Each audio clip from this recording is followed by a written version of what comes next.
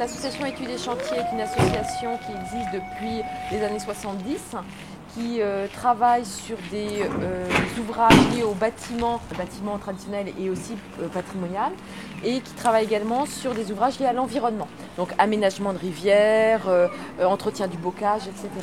Donc on est sur deux régions actuellement, on est sur la région Bretagne et la région Pays de la Loire, mais également une partie sur la région Normandie en maison d'arrêt. Donc qu'est-ce que l'on fait ? Historiquement, on faisait des chantiers de jeunes volontaires internationaux qui venaient du monde entier pour réhabiliter le petit patrimoine des communes en Bretagne et en Pays de la Loire.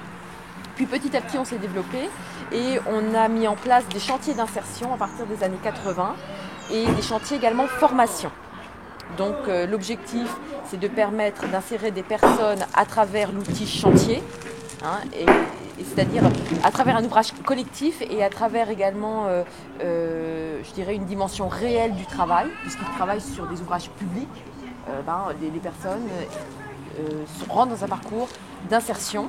Donc elle a été restaurée avec les pierres effondrées qu'on a récupérées sur place et la maçonnerie de constitution, c'est à base de terre. Ensuite, il y a un jointoiement sable et chaud qui a été fait dessus, de même que les enduits qu'on voit ici. Elle a été reconstituée en bauge. Donc c'est un système banché, et terre et paille, malaxée, mise en place, tassée. Voilà. Donc c'est que de la terre. Donc l'étude des chantiers, c'est à peu près 50 personnes permanentes, 50 salariés permanents et 180 personnes en parcours d'insertion. La SCOP Kijal, c'est une structure d'accompagnement qui s'est mise en place en 2004 pour justement arriver à accompagner des projets qui ont une logique de développement durable, d'économie solidaire, des entreprises qui veulent aussi trouver des nouvelles pistes de production avec plus de respect de l'environnement, plus de respect aussi des équilibres, de l'équité sociale dans l'entreprise. Voilà. Donc on est 3 salariés, on est basé à Morlaix, on intervient sur en gros la partie nord de la France. Et actuellement, la SCOP Kijal est aussi acteur de la mise en place d'une unité de production de ouate de cellulose d'isolation sur le pays de Morlaix, en collaboration en amont avec des travailleurs handicapés, donc les aides déjeuner d'or, le Télégramme, qui est un gros organe de presse, et puis en aval, donc toute la filière bâtiment, éco-construction. Donc voilà, on a ce rôle de mettre les acteurs en réseau. Kijal, ça veut dire se rencontrer, se combiner, converger, et c'est ce qu'on fait depuis 2004. Alors, la SCOP Kijal a accompagné l'entreprise Terre à Chambre effectivement depuis 2004, dans une phase déjà où elle était en restructuration, en questionnement sur son outil industriel. Et pourquoi on a accompagné cette SARL, qui est une entreprise privée? Parce qu'elle a mis en place toute une logique de filière, de l'agriculteur jusqu'à l'artisan et à l'autoconstructeur. Donc ça nous paraissait une logique de filière globale qui nécessitait un gros investissement capitaliste, certes au milieu de la filière, c'est-à-dire de l'outil industriel, mais si on n'avait pas cet investissement de type capitaliste au départ, toute la filière en amont de production bio de chanvre et d'artisans qui font de l'éco-construction sur le territoire breton n'aurait pas pu se mettre en place. Donc ça nous paraissait évident qu'en tant que SCOP, il fallait accompagner cette structure dans sa mise en place et dans son développement. J'ai mis dans ton casier ton inscription pour la formation FIBAT. Cette personne avait déjà travaillé dans une entreprise sensibilisée sur les produits naturels joués dans l'habitat, tels que les enduits et autres, la chaux. Et il souhaitait travailler son propre projet. Donc il nous a contactés et très vite, quelque part, des liens se sont mis en place. Il sentait qu'il pouvait être accompagné ici sur les dimensions gestionnaires qu'il n'avait pas. Et c'est quelque chose, souvent, leur grande difficulté pour ceux qui souhaitent se mettre à leur compte dans le bâtiment.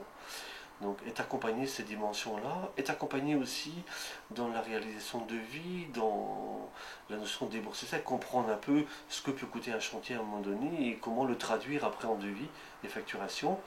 Et travailler aussi, du coup, avec des partenaires comme des fournisseurs aujourd'hui sur des produits le plus simple possible pour l'habitat. Et à partir de ça, comment construire du coup du conseil et être à même d'informer les clients sur tous les produits existants, aussi bien des produits conventionnels que d'autres produits. On vient tous les deux de l'autoconstruction et on s'était aperçu que travailler tout seul c'était un peu dur. Et en cherchant comment monter une structure et surtout pour pouvoir encaisser notre premier chèque d'acompte, on a cherché une banque, on s'est tourné vers, je sais plus, la Nef. Et comme on n'avait pas de statut d'entreprise, ils ne pouvaient pas nous ouvrir de compte professionnel et ils nous ont conseillé d'aller voir, de chercher un statut et nous tourner vers Élan Bâtisseur. On est allé à une réunion d'information et ça nous a bien plu, l'idée nous a bien plu et du coup on est rentré comme ça chez Élan.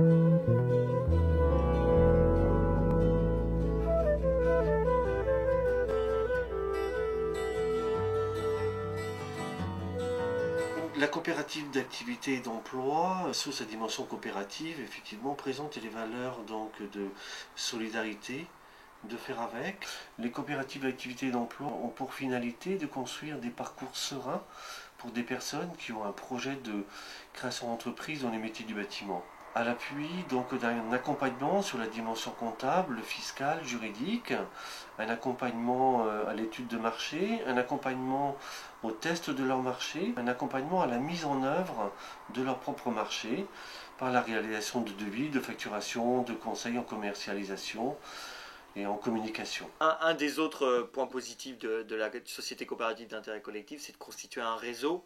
Donc un réseau, comme on le disait tout à l'heure, qui va du privé au public, en passant par les particuliers, les professionnels. Et donc du coup d'étendre ce réseau à toutes les catégories socio-professionnelles d'un territoire, c'est important pour avoir leur avis, pour co-créer des projets, mais également pour impliquer notamment les élus. Les élus, les collectivités, donc les communes, les communautés de communes, le pays, peuvent être directement sociétaires de la coopérative, donc prendre des parts dedans, et du coup s'impliquer dans les projets.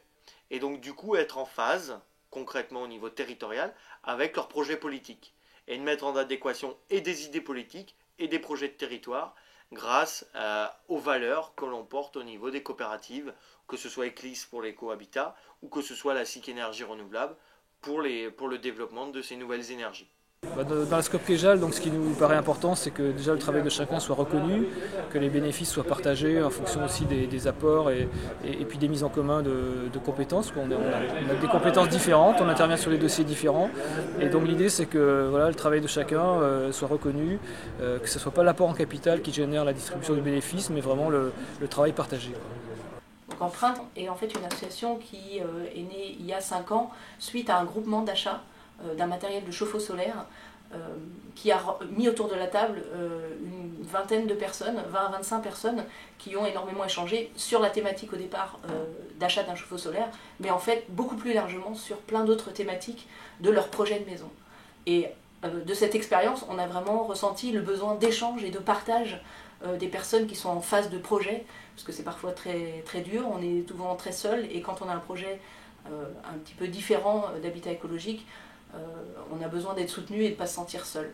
Mais c'est vrai que notamment sur ce site, l'objectif c'est effectivement qu'on puisse à la fois participer à l'animation d'une dynamique locale, en mettant notamment, en mobilisant aussi bien des compétences je dirais un peu de chargé de projet en développement d'économie sociale et solidaire, de gestion participative, parce que c'est le point clé de la réussite de ce projet. Et puis aussi, bien sûr, on a mobilisé des personnes qui étaient en parcours d'insertion, et notamment pas mal de femmes, pour réhabiliter quasiment, on a assuré un tiers de la réhabilitation du site. Donc c'est un peu toutes ces énergies qui font qu'un tel projet, bien sûr avec les acteurs locaux, va permettre de participer à une création à la fois de vie culturelle et, on l'espère, d'activités d'économie sociale et solidaire.